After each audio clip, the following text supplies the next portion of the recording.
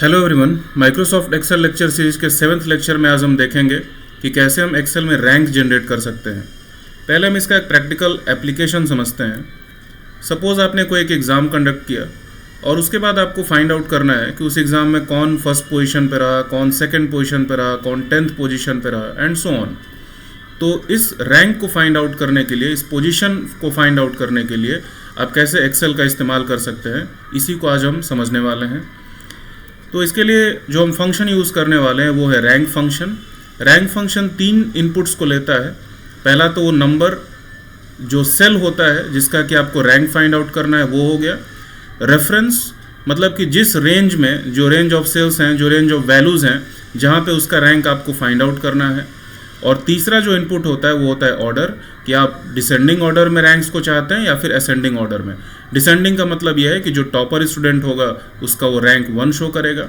अगर आप ascending choose करते हैं तो जो सबसे जिसने लोवेस्ट स्कोर किया होगा उसका जो पोजीशन होगा वो 1 होगा। कहने का मतलब यह है कि पहला जो इनपुट है वो ये बताता है कि आपको किसका रैंक फाइंड आउट करना है।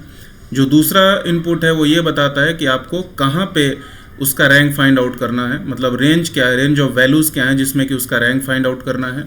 और ऑर्डर बताता है कि आपको किस ऑर्डर में रैंक को चाहिए, असेंडिंग ऑर्डर में या फिर डिसेंडिंग ऑर्डर में। तो आइए इसको प्रैक्टिकली समझते हैं। यहाँ पे सपोज मैंने 10 स्टूडेंट्स का मार्क स्पेसिफाई कर दिया है और अब इन सारे स्टूडेंट्स का मुझे रैंक फाइंड आउट करना है कि कौन फर्स्ट है, कौन सेकेंड है एंड सो ऑन। तो अभी जैसे हमने देखा कि मैं यहाँ पे रैंक फंक्शन को अप्लाई करूँगा, मैं रैंक लिखूँगा और रैंक का जो पहला इनपुट हमें प्रोवाइड करना है कि किसका हमें रैंक फाइंड आउट करना है, तो मुझे इस 10th वैल्यू का रैंक फाइंड आउट करना है। फिर ये कह रहा है रेफरेंस। रेफरेंस का मतलब है कि किस रेंज में हमें रैंक फाइंड आउट करना है।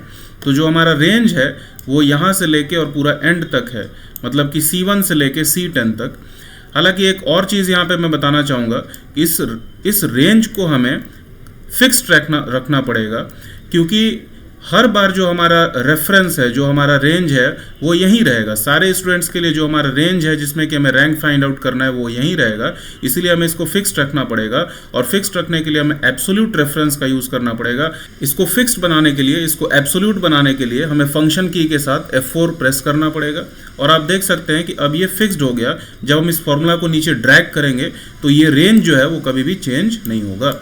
और इसके बाद हमें ऑर्डर स्पेसिफाई करना है। सपोज मैं जो टॉपर स्टूडेंट है उसको मैं सबसे पहले देखना चाहता हूँ, तो मैं यहाँ पे डिसेंडिंग ऑर्डर को चूज़ करूँगा और डिसेंडिंग के लिए मैं यहाँ पे 0 प्रेस कर दूँगा।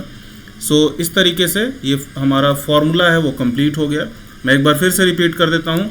जिसका रैंक फाइंड आउट करना है, जिसमें हमें रैंक फाइंड आउट करना है, और ऑर्डर हमें क्या चाहिए, डिसेंडिंग या असेंडिंग, ये 3 चीज़ें हम रैंक फंक्शन को प्रोवाइड करते हैं। मैंने एंटर प्रेस किया और इसी फॉर्मूला को मैं यहाँ नीचे तक पूरा ड्रैग कर दूंगा।